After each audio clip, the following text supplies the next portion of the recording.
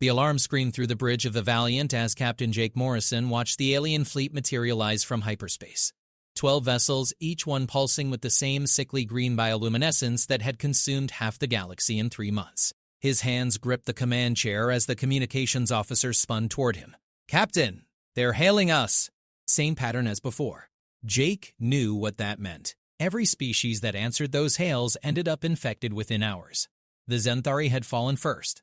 Their entire civilization transformed into mindless extensions of the parasitic collective. Then the Varash, the Keelians, the Draxan Empire. Billions of beings across hundreds of worlds, all absorbed into a single horrifying consciousness. "Don't answer," Jake ordered. "Weapons hot. Get me firing solutions on all 12 targets." Lieutenant Amy Parker looked up from her tactical station, her young face pale but determined. "Captain, they're moving into attack formation, reading massive energy signatures across their hulls." The view screen showed the infected ships spreading out like predators surrounding prey. Jake recognized the lead vessel as a former Zenthari dreadnought, its organic modifications sprawling across the hull like cancerous growth. Tentacles of living tissue connected the ships in a grotesque neural network. "They're not trying to destroy us," Jake said quietly. "They want to add us to their collection." "Why haven't they taken humans yet?" Amy asked. Every other species fell so quickly. Jake had asked himself that question 1,000 times. The parasite swept through alien populations like wildfire, but every time it encountered humans, something went wrong.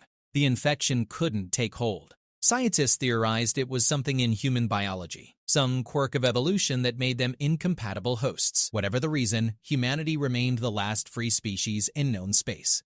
"Incoming projectiles!" Amy shouted. "Biological ordnance, reading heavy spore concentrations." "Evasive maneuvers," Jake commanded. "Point defense batteries, fire at will." The Valiant rolled hard to starboard as streams of infected matter streaked toward them. The ship's automated defenses opened up, incinerating the projectiles before they could make contact. But Jake knew they couldn't dodge forever. The infected fleet had numbers and persistence on their side. "Captain, picking up distress signals from the mining colony on Epsilon 7, the communications officer reported. The infection reached them 2 hours ago. They're requesting immediate evacuation." Jake felt his stomach twist. Epsilon 7 housed 12,000 humans and their families. If the infection had reached the surface, those people were already dead, or worse, surrounded by infected aliens trying desperately to find a way to make human biology compatible with their parasitic collective. "None, sir. Their transport was destroyed in the initial attack." The infected fleet pressed closer, their weapons charging for another volley. Jake had seconds to make a choice: fight and die here, or break through and try to save what remained of the colony. "Plot a course through their formation," Jake ordered. "Maximum burn. We're going to Epsilon 7. Amy's fingers flew across her console. "That's suicide, Captain. They'll tear us apart." "They'll tear us apart anyway," Jake replied. "At least this way, we might save some lives first." "Charge the forward batteries and prepare for ramming speed." The Valiant's engines roared to full power. The Valiant punched through the infected fleet like a missile through paper. Jake felt the deck shudder as enemy fire raked across their shields, each impact sending cascading alerts through the bridge systems. The view screen filled with writhing masses of corrupted vessels, their organic weapons tracking the human ship with predatory precision. "Shields at 60%, Amy called out. "Hull breaches on decks 4 and 7. Damage control teams responding." Jake watched an infected Vorash cruiser swing into their path, its hull splitting open to reveal rows of biological cannons. "Target that cruiser. Full spread. Don't let it get a firing solution." The Valiant's main batteries spoke with thunder, sending streams of plasma into the alien ship. The infected vessel shuddered under the assault, its organic armor bubbling and burning, but it didn't retreat. Instead, it accelerated toward them, intent on collision. "Brace for impact," Jake shouted. The bridge crew grabbed their stations as the Vorash cruiser slammed into their portside shields. The barrier held for 3 seconds before collapsing in a shower of sparks. Metal screamed against metal as the two ships scraped past each other, tearing chunks of hull plating free. Jake's vision blurred from the impact, his head ringing. "Shields down to 20%, Amy reported, blood trickling from a cut above her eye. "We can't take another hit like that." "We don't have to," Jake said, pointing at the view screen. "There's our window." "Helm, get us through before they close ranks." The Valiant shot through the gap in the enemy formation, leaving the infected fleet scrambling to pursue. Epsilon 7 grew larger on the view screen. a small rocky world with 3 mining installations scattered across its surface. Even from orbit, Jake could see the green bioluminescence spreading across the colonies like a plague. "Life signs?" he asked. The science officer worked his console frantically, reading approximately 4,000 human signatures. They've barricaded themselves in the central processing facility. But Captain, the infected have surrounded the building. I'm counting at least 50,000 hostiles, mix of different species. Jake's jaw tightened. 50,000 infected aliens trying to breach a facility protecting 4,000 humans. The math was brutal and simple. How long until they break through? Internal sensors show the main doors buckling. Maybe 30 minutes, probably less. Options? Amy looked up from her tactical display. We could beam them out, but our transporters can only handle 200 people every 10 minutes. At that rate, we'd need over 3 hours to evacuate everyone. We don't have that kind of time. Then we make time, Jake said. Prepare orbital bombardment. Create a perimeter around that facility. Nothing gets within 200 meters. Captain, that's going to require sustained fire. Our weapons weren't designed for extended planetary assault.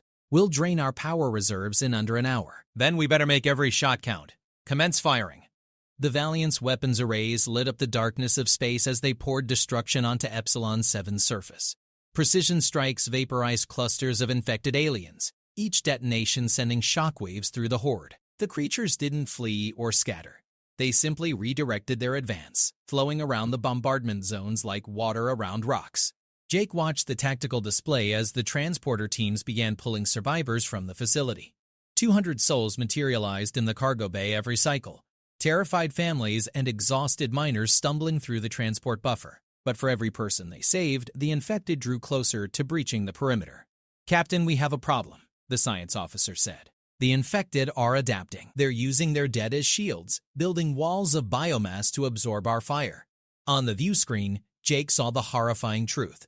The aliens were stacking bodies, creating barriers that allowed others to advance under cover. The green bioluminescence pulsed through the corpse walls, turning the dead into grotesque fortifications. Switch to incendiary rounds, Jake ordered. Burn everything. The weapon shift brought a new kind of hell to the surface. Flames erupted across the colony, consuming infected flesh and reducing the biomass barriers to ash. The creatures writhed and shrieked, sounds that carried even through the vacuum of space via the ship's sensors. But still they came, driven by the parasite's singular need to infect, to consume, to add humanity to its collection. 2,000 evacuated, Amy reported. Halfway there.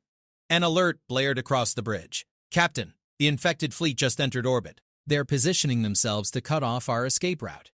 Jake looked at the tactical display showing 12 enemy vessels moving to surround them. The Valiant was trapped between the infected on the surface and the fleet above. Their shields were nearly depleted, their weapons running hot, and they still had 2,000 people to save. How long until they're in weapons range? 4 minutes. Jake made his decision. Redirect all power from shields to weapons and transporters. Double our evacuation rate and increase bombardment intensity. Sir, without shields, a single direct hit will cripple us. Then they better not hit us. Helm, keep us moving. Evasive pattern Delta, make us a hard target. The Valiant began a deadly dance in low orbit, circling Epsilon 7 while maintaining fire on the surface and dodging the incoming fleet. Jake felt sweat drip down his back as he watched the countdown. 3,000 evacuated. The enemy fleet 30 seconds from weapons range. 3,500 evacuated. Enemy ships spreading to surround them. 3,800 evacuated. Weapons lock warnings screaming across every console. Captain, they're firing. The view screen filled with incoming ordnance, streams of biological weapons, and energy beams converging on the Valiant's position.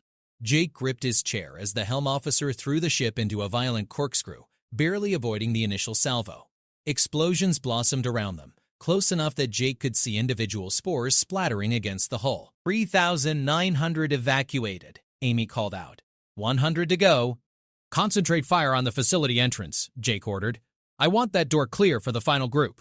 The Valiant's guns hammered the area around the processing facility, creating a momentary gap in the infected horde. On the surface, Jake knew the last survivors were making their desperate run for the transport coordinates, racing through smoke and fire while monsters clawed at their heels. Another volley from the infected fleet. This time, the Valiant wasn't fast enough. An energy beam carved through the poor nacelle, sending the ship into an uncontrolled spin. Alarms shrieked as systems failed across multiple decks. Jake tasted blood in his mouth from biting his tongue. "Final transport complete!" Amy shouted over the chaos. "All survivors aboard." "Get us out of here," Jake commanded. "Maximum warp. Any heading that takes us away from this nightmare." The Valiant's engine screamed as the ship clawed its way out of orbit. The infected fleet pursued, their weapons tearing chunks from the human vessel's stern. But the Valiant had one advantage they lacked: desperation born from protecting something worth saving. The ship hit warp speed just as another salvo would have reduced them to atoms, leaving Epsilon 7 and its infected population behind. In the sudden quiet of faster-than-light travel, Jake slumped in his command chair. They had saved 4,000 lives, but lost 8,000 more. The infection continued spreading, and humanity continued running. The Valiant limped through warp space, its damaged systems groaning with every light year crossed. Jake stood in the cargo bay, looking at the faces of the people they had pulled from Epsilon 7. Families huddled together, miners still covered in rock dust, children crying in their parents' arms. 4,000 souls who would have been dead or worse if not for his crew's sacrifice. A young girl, maybe 8 years old, approached him. Her name tag read Lisa. "Are we safe now?" Jake knelt down to her level, managing a tired smile. "For now, sweetheart, we're heading to a secure location." "My dad didn't make it out," she said quietly. "He was helping seal the doors when they broke through." Jake felt the weight of those words settle on his shoulders alongside all the others. He had no comfort to offer, no platitudes that could ease that kind of loss. "Your father was brave. He made sure others could escape." Lisa nodded and walked back to her mother, leaving Jake alone with his thoughts. He climbed the stairs to the observation deck, needing to see something other than frightened faces and damaged bulkheads. The viewport showed the streaking colors of warp travel, beautiful and utterly indifferent to the horrors happening in real space. "Captain," a voice said behind him. Amy Parker stepped onto the deck, her uniform torn and stained with blood from a dozen minor injuries. "Engineering reports the port nacelle is barely holding together. We need to drop to sublight for repairs within 6 hours or risk catastrophic failure." "Where's the nearest safe harbor?" "That's the problem, sir. There are no safe harbors anymore. The infection has spread to 90% of charted space. The only human outpost within range is Research Station Arcturus, but it's in an uncharted nebula. No strategic value, minimal population. The infected might not know it exists." Jake considered the options. "How many people at Arcturus?" 300, mostly scientists and support staff. "Set course. If we're going to make repairs, we might as well do it somewhere that can help us understand this thing." Amy hesitated. "Captain, there's something else. While we were evacuating Epsilon 7, I picked up some unusual readings from the infected. Their neural network was transmitting massive amounts of data, but not to each other. It was broadcasting outward, toward the galactic core." "Broadcasting what?" "I don't know. But whatever it was using enormous amounts of power. The infected were prioritizing that transmission over their own assault on the facility." Jake filed that information away. "Get a team analyzing those readings. If the parasite is communicating with something, we need to know what and why." The next 5 hours passed in organized chaos. Repair crews worked around the clock to stabilize the damaged nacelle while medical teams treated wounded survivors. Jake spent the time in his ready room, poring over reports from across human space. The news was uniformly grim. Colony after colony had gone dark. Fleet assets were scattered and overwhelmed. Earth itself was under siege, surrounded by hundreds of infected ships trying to find any weakness in the planet's massive defense grid. A chime at his door. "Come in."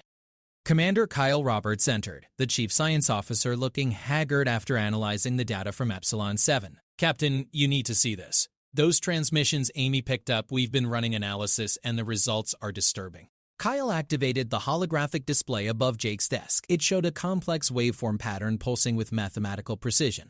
"This is the transmission signal. At first we thought it was standard neural network coordination, but it's much more sophisticated. Captain, this is a genome sequence." "But a what?" "The parasite isn't just communicating, it's sending detailed biological data about every species it infects. Complete genetic maps, neural pathway structures, physiological responses to infection. Everything." Jake felt ice crawl down his spine. Why would it do that? We believe it's learning. The parasite is analyzing each species, figuring out what makes them susceptible to infection.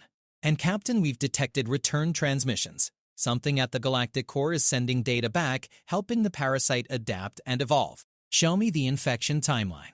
Kyle brought up a galactic map showing the spread of the plague. It had started 8 months ago at the galactic rim. Small outbreaks that seemed random and isolated. But as Jake watched the progression, a pattern emerged. The infection spread in calculated waves, each one targeting species with specific biological markers. The Xanthari with their crystalline nervous systems, the Vorash with their distributed consciousness, the Kellians with their hive mind structure. It's not random, Jake said slowly. The parasite is working through a list, testing different species, gathering data. Exactly. And Captain, based on the pattern, we can predict what it's building toward. Every species infected so far shares one trait. They have collective or enhanced neural structures. The parasite is learning how to infect and control complex nervous systems. Building up to humans, Kyle nodded grimly. We're the end goal. The parasite has failed every time it's tried to infect humans because our biology is fundamentally different from every other species in the galaxy. We evolved alone, isolated on Earth, following a completely unique evolutionary path. But with the data it's gathering from every other species, it's learning how to adapt, how to change itself to make us compatible hosts. Jake stood and walked to the viewport. How long do we have? Unknown. But Captain, there's more. We've traced the origin point of the initial outbreak. It came from deep space, from a region with no habitable systems. Whatever created this parasite, it didn't evolve naturally. Someone or something engineered it and released it specifically to consume the galaxy. And save humans for last? Yes, sir. Jake turned back to Kyle. Get me everything you have on that origin point. If this thing was created, maybe we can find a way to uncreate it. Already working on it, Captain, but we'll need better equipment than what we have on the Valiant. Research Station Arcturus has some of the most advanced xenobiology labs in human space. If there's an answer, we might find it there. The comm system crackled. Captain, to the bridge. We're approaching Arcturus. Jake and Kyle rushed to the bridge, arriving just as the Valiant dropped out of warp. The view screen showed a swirling nebula of purple and gold gases, beautiful and dangerous in equal measure. Hidden within those clouds, almost invisible against the cosmic backdrop, was Research Station Arcturus. No signs of infection, Amy reported. The station appears intact and operational. Hail them. A woman's face appeared on the view screen, middle-aged with sharp eyes and an expression of profound relief. Valiant, this is Dr. Patricia Hammond, Station Commander. Thank God you're here. We've been monitoring the situation across the galaxy. We thought everyone had forgotten about us. Dr. Hammond, we need sanctuary and repairs. Can you accommodate 4,000 refugees? Patricia's eyes widened. 4,000? Captain, the station was designed for 300. We'll make it work, but conditions will be tight. Better tight than dead. We also need access to your research facilities. We may have found something that can help us fight this infection. Anything you need, Captain. Transmitting docking coordinates now. Welcome to Arcturus. As the Valiant maneuvered toward the station, Jake allowed himself a moment of hope. Maybe here, hidden in this forgotten corner of space, they could find the weapon humanity needed to survive. But even as the thought formed, his tactical display lit up with new contacts emerging from warp at the nebula's edge. 12 infected ships, the same ones from Epsilon 7, had found them. The bridge erupted into controlled chaos as the infected fleet materialized from warp space. Jake's moment of hope shattered like glass against cold reality. 12 enemy vessels, each one seething with corrupted biomass, positioned themselves at the nebula's perimeter. They didn't attack immediately. They simply waited, blocking every escape route with predatory patience. How did they find us? Amy demanded, her fingers racing across the tactical console. We jumped to random coordinates. There's no way they could have tracked us through warp. Jake's mind worked through the possibilities, each one worse than the last. They didn't track us, they tracked the survivors. Kyle, scan the refugees in our cargo bay. Look for any biological markers, anything that doesn't belong. The science officer's face went pale as his readings came back. Captain, detecting trace amounts of parasite spores on 17 individuals, not enough to cause infection, but enough to act as a beacon. The infected had been following us the entire time. Can we neutralize the spores?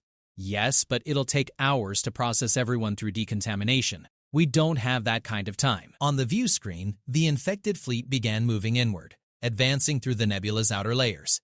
Their ships left trails of bioluminescence through the cosmic gases, like poisonous serpents swimming through ethereal waters. Jake estimated they had maybe 30 minutes before weapons range. "Dr. Hammond," Jake said urgently, "we've got company and they've followed us straight to your doorstep. Evacuate everyone from Arcturus immediately. Get them aboard the Valiant." Patricia's face showed understanding and resignation in equal measure. "Captain, even if we could evacuate 300 people in 30 minutes, your ship is already at capacity. Where would we go?" Jake had no answer. The Valiant could barely maintain life support for its current population. Adding 300 more would push every system past the breaking point, but leaving them to face the infected alone meant condemning them to death or worse. "Start evacuating your essential personnel and all research data," Jake ordered. "Especially anything related to the parasite, Amy. What's our weapons status?" "Main battery's operational, but running at 70% capacity due to power constraints. Point defense systems are functional. Torpedo tubes 1 through 4 loaded and ready. We have maybe 3 full salvos before we're depleted." "That's 3 more than I expected. Prepare to engage on my mark." The infected fleet pressed deeper into the nebula, now 15 minutes from weapons range. Jake watched them maneuver, noting how they moved in perfect synchronization despite being different vessel classes from different species. The parasite's collective consciousness coordinated their every action, turning 12 ships into one entity with 12 bodies. "Captain, I'm detecting something," Kyle said, studying his sensors intently. "The nebula's electromagnetic properties are interfering with the infected fleet's neural network. Their coordination is degrading the deeper they come." Jake leaned forward. "How much degradation?" "Approximately 20% efficiency loss so far and increasing. The nebula is essentially acting as static on their shared consciousness. If they advance much further, they'll lose cohesion entirely." A tactical opportunity bloomed in Jake's mind. They know that. That's why they're not rushing in. They're trying to draw us out. "So what do we do?" Amy asked. "We give them what they want, but not how they expect it. Amy, can you pilot a ship remotely?" "Yes, sir, but where are we going to get another ship?" "We're not." "Patricia, do you have any automated cargo vessels docked at Arcturus?" The station commander nodded slowly. 3 heavy transports used for resupply runs." "They're empty right now. Not for long." "Load them with everything explosive you have. Fuel cells, reactor cores, anything that goes boom." "Amy, I want remote piloting rigs set up for all 3 vessels. We're going to fly them straight down the infected fleet's throat." Understanding dawned on the bridge crew's faces. Kyle pulled up a tactical plot showing the nebula's interference patterns. "If we position the explosions correctly, we can create a cascading feedback loop through their neural network. The electromagnetic pulse combined with their degraded coordination could knock them out of formation. Or tear them apart from the inside," Jake added. "Get it done." "We have 10 minutes. Research Station Arcturus became a hive of frantic activity. Engineers loaded the cargo vessels with every explosive device they could find, while technical teams rigged remote piloting systems.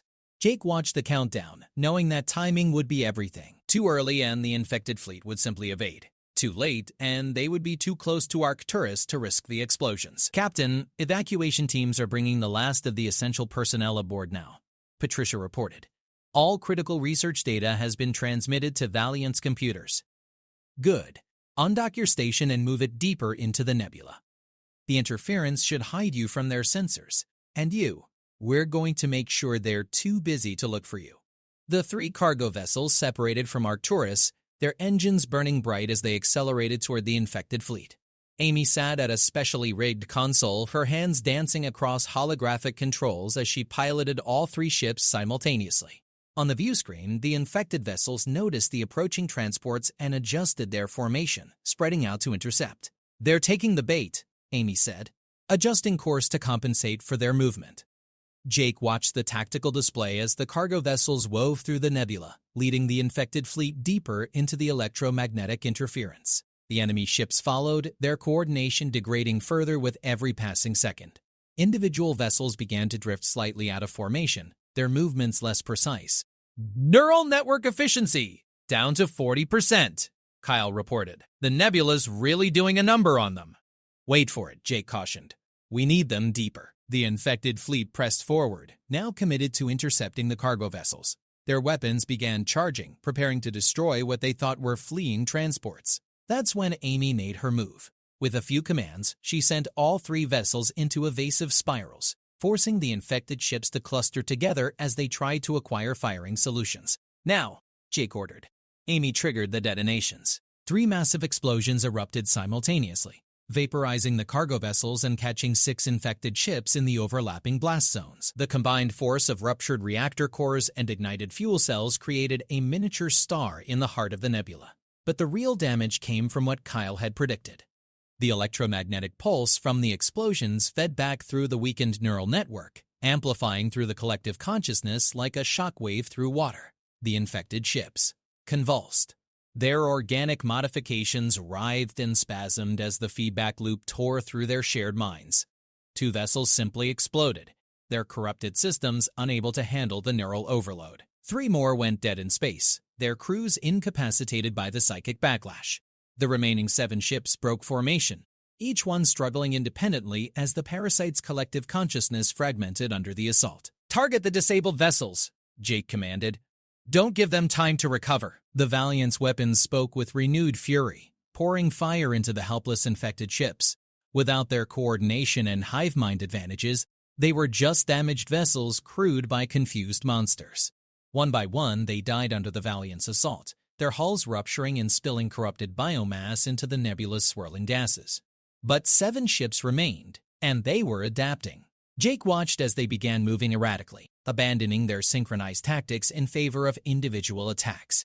The parasite was learning, shifting strategies in real time. "They're regrouping," Amy warned. "And Captain, I'm reading energy signatures building in their organic weapons systems. Whatever they're preparing, it's big." Jake made a split-second decision. Full reverse.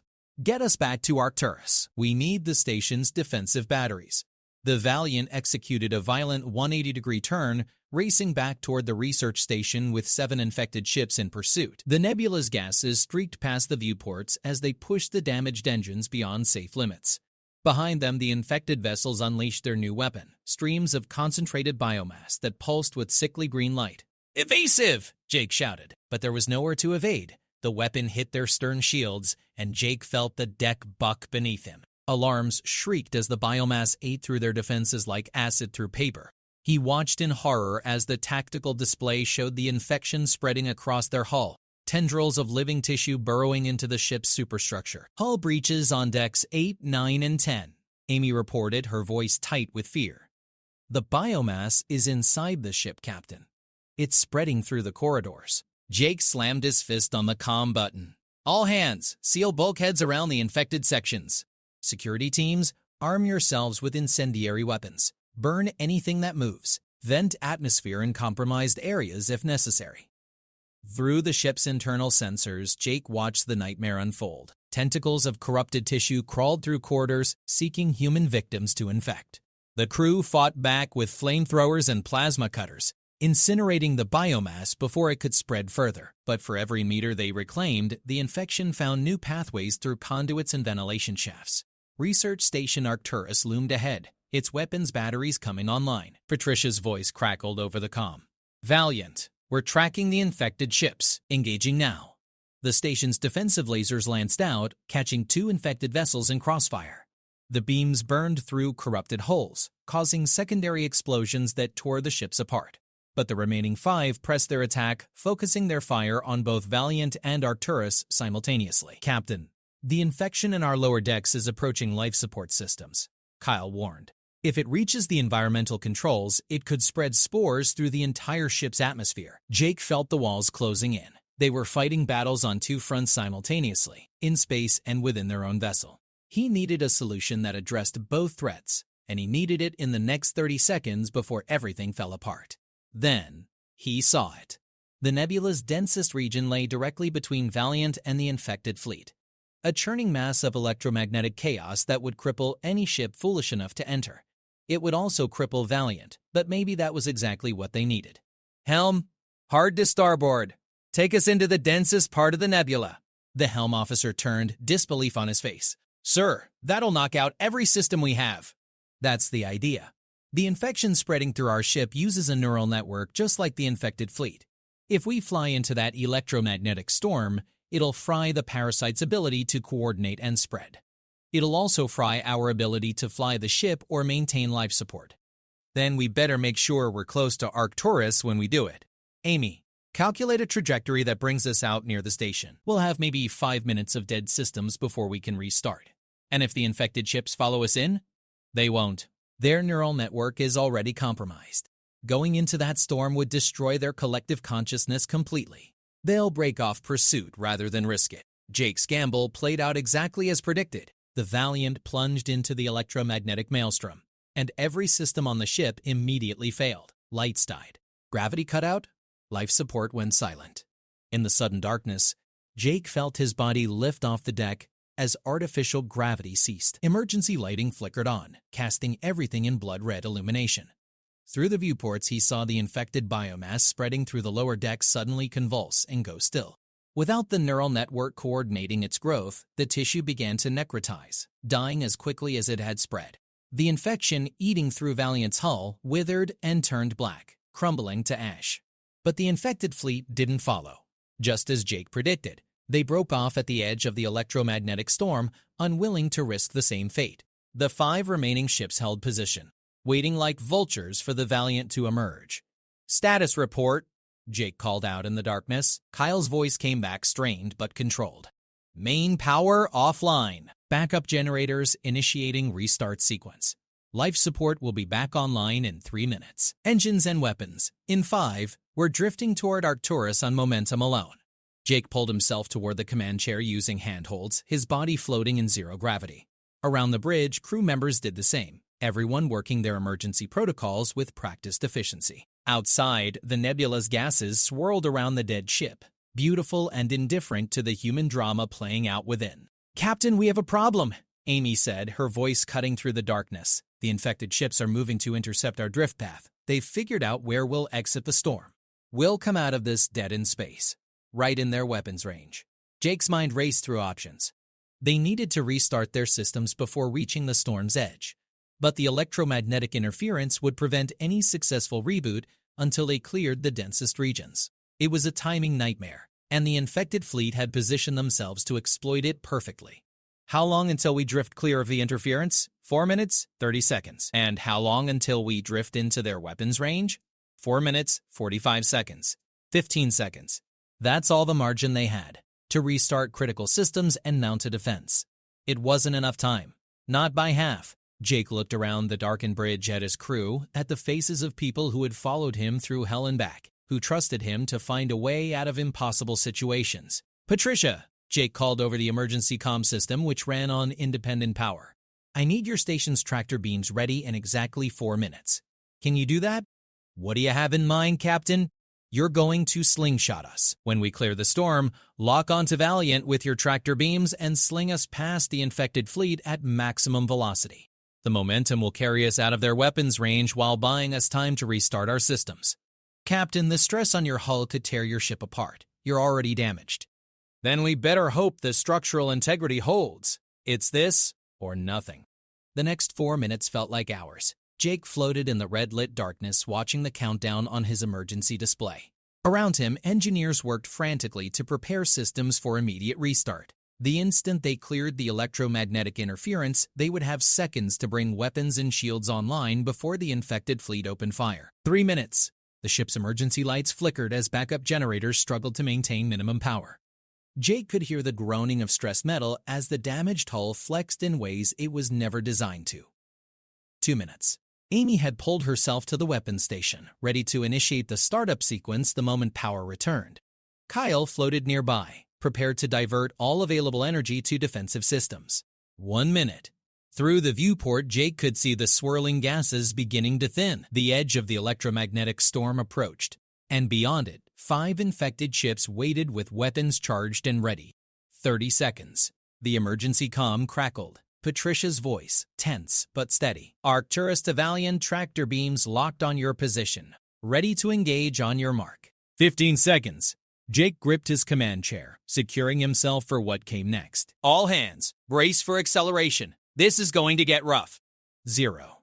The Valiant burst from the electromagnetic storm like a bullet from a gun. Instantly, systems began their restart sequences, but not fast enough. The infected fleet opened fire, streams of bioweapons and energy beams converging on the helpless human ship.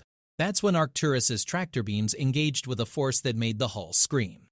The research station's powerful emitters locked onto Valiant and yanked, redirecting the ship's momentum in a violent arc that sent it hurtling past the infected fleet at impossible velocity. Enemy fire missed by meters, some weapons passing so close that Jake could see individual spores splattering against the viewports. The Valiant spun end over end, its damaged structure groaning under the stress. Jake felt his teeth rattle as the ship tumbled through space, but they were moving away from the infected fleet, gaining distance with every second. "Power returning to main systems," Kyle shouted over the alarms. "Reinitializing engines now. Stabilize our rotation," Jake ordered. "Get us under control." The helm officer fought the spinning ship, using attitude thrusters to gradually slow their tumble. After 30 seconds that felt like an eternity, the Valiant's rotation ceased. The view screen showed the infected fleet receding into the distance, growing smaller as the momentum from Arcturus's slingshot maneuver carried them to safety. "Engines online," Amy reported, shields at 40% and climbing. Weapon systems operational. Jake allowed himself to breathe. Set course for the Galactic core. Best possible speed. The bridge crew turned to look at him, confusion evident on every face. "The Galactic core, sir?" the helm officer asked. "That's where the infection originated. That's the heart of enemy territory." "Exactly," Jake said, his voice hard with determination. "We've been running and reacting since this began. Time to take the fight to them. Kyle, upload all of Dr. Hammond's research to our computers.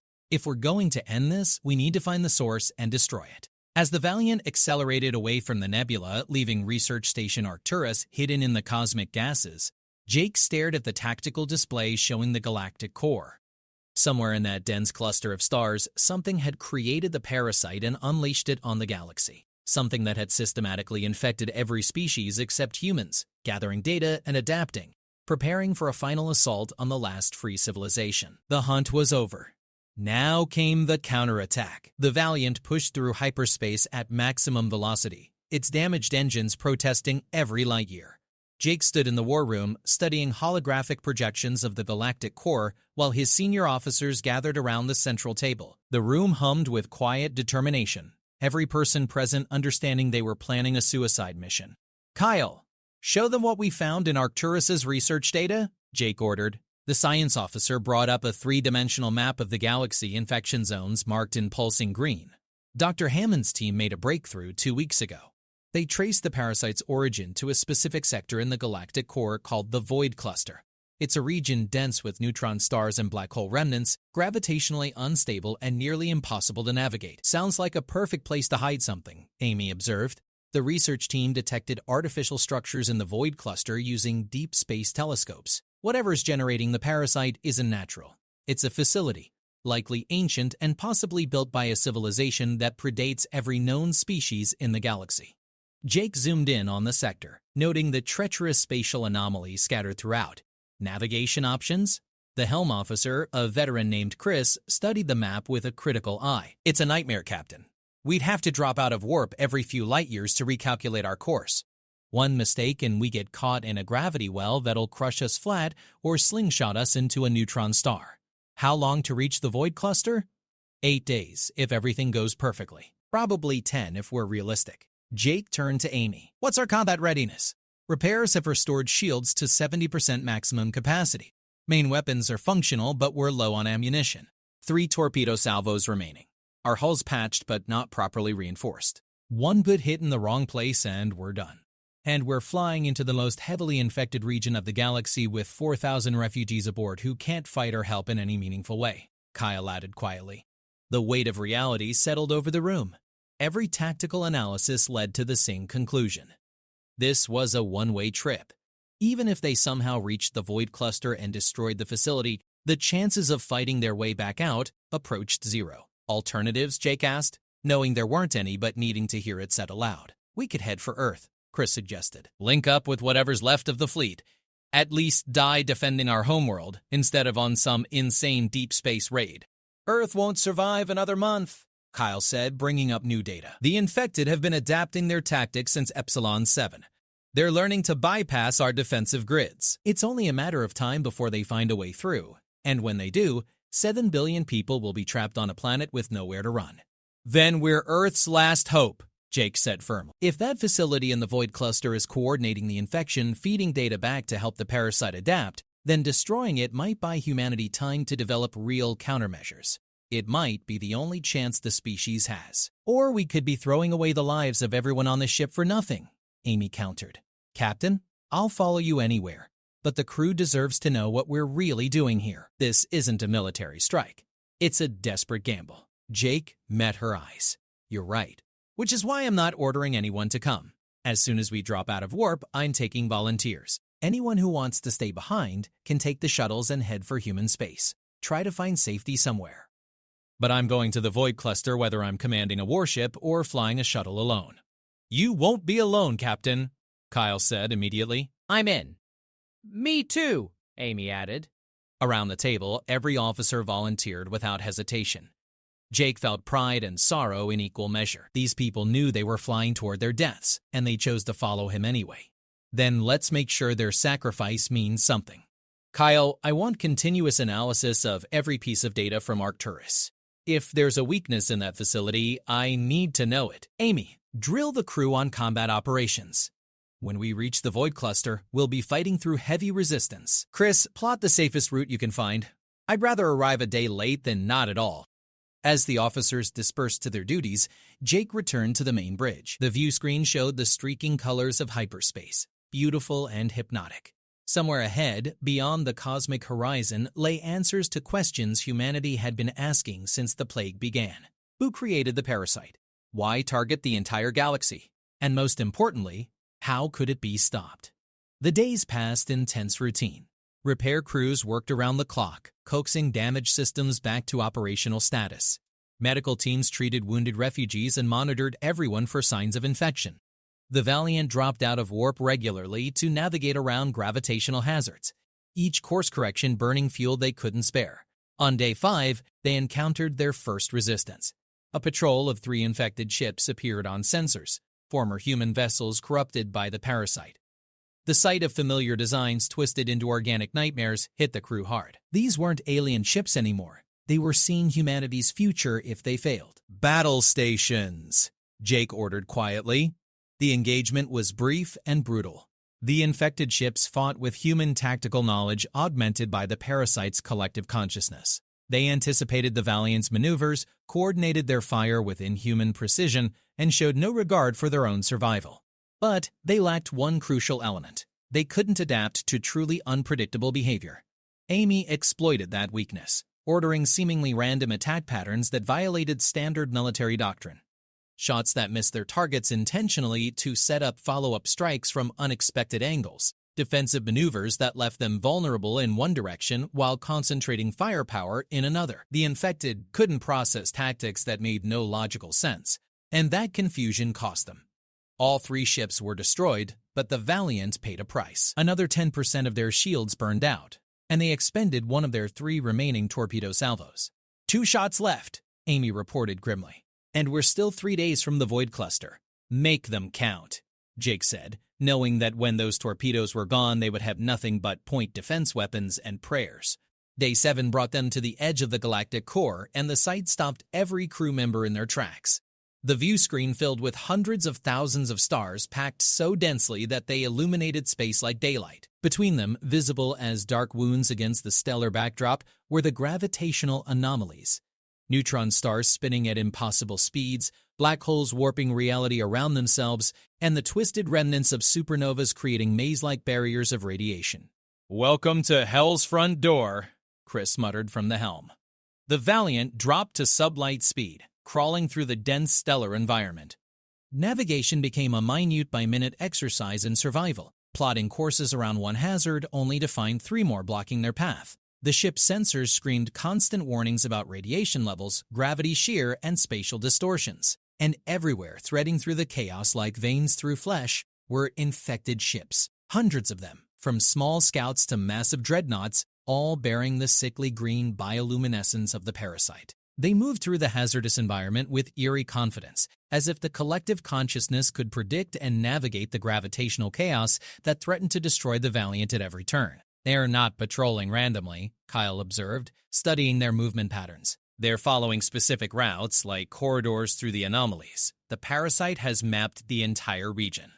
"Can we use their routes?" Jake asked. "Maybe, but it would mean following very close behind infected vessels. If they detect us, we'll be trapped between them and the gravitational hazards with nowhere to run." "Do it anyway. Our sensors can't predict the safe paths, but theirs can. We shadow their movements and hope they don't look back." The Valiant became a ghost, slipping through the galactic core in the wake of infected ships. Twice they nearly collided with patrol vessels. Once they had to hide in the radiation shadow of a neutron star while the entire fleet passed within a kilometer. The stress showed on every face, every crew member knowing that discovery meant certain death.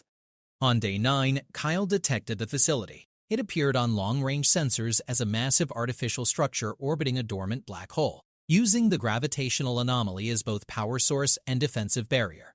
The facility was enormous, easily 10 kilometers across, its architecture unlike anything in human or alien records. "It's old," Kyle breathed, studying the readings. "Carbon dating suggests it's been here for millions of years, possibly longer. Who builds something like that and just leaves it?" Amy wondered. "Someone who wanted to ensure the galaxy never became too crowded," Jake said darkly. "Look at its function. Every few million years, the facility activates, releases the parasite, and wipes the slate clean. Extinction-level events disguised as plagues. It's happened before, probably many times. We just had the bad luck to evolve during an active cycle." The tactical implications crystallized. This wasn't an enemy they could reason with or negotiate peace. It was an automated mechanism, ancient and implacable, designed to periodically sterilize the galaxy of intelligent life. The parasite wasn't learning to infect humans out of malice. It was simply completing its programming, adapting to consume the final species, resisting extinction. "How do we destroy it?" Jake asked. Kyle brought up detailed scans of the facility. "That's the problem, Captain. It's built to last. The structure is reinforced with materials we can't even identify. It's shielded against radiation, kinetic impacts, and energy weapons. Our torpedoes might scratch the surface, but they won't destroy it. There has to be a weak point. Nothing's indestructible. Actually, there might be one option." Kyle highlighted a section of the facility directly facing the black hole. The facility draws power from the black hole's gravitational field using some kind of exotic energy tap. If we could overload that tap, cause a feedback loop, the resulting explosion might tear the facility apart from the inside. "And how do we overload it?" Kyle's face showed the answer before he spoke. "We'd have to deliver a massive energy surge directly into the tap. A reactor core going critical at point-blank range might do it, but whoever flies that mission won't escape the black hole's gravity well." Silence fell across the bridge. They had found their target and their method of attack. The price was written in physics and mathematics, unavoidable and absolute. Someone would have to die to give humanity a chance to live. "I'll do it," Jake said immediately.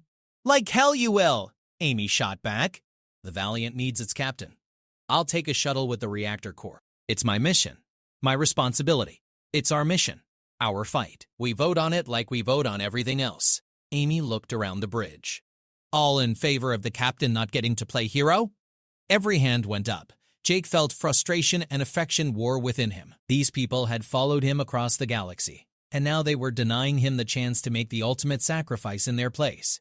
It should have made him angry. Instead, it made him proud. "Fine," he said roughly. "We draw lots. Whoever picks short straw takes the reactor core. But first, we need to get close enough to deploy the shuttle without being detected by every infected ship in the system." Chris studied the tactical plot. "There's a debris field from an old supernova about 10,000 kilometers from the facility. We could hide the Valiant there, send the shuttle in on minimal power.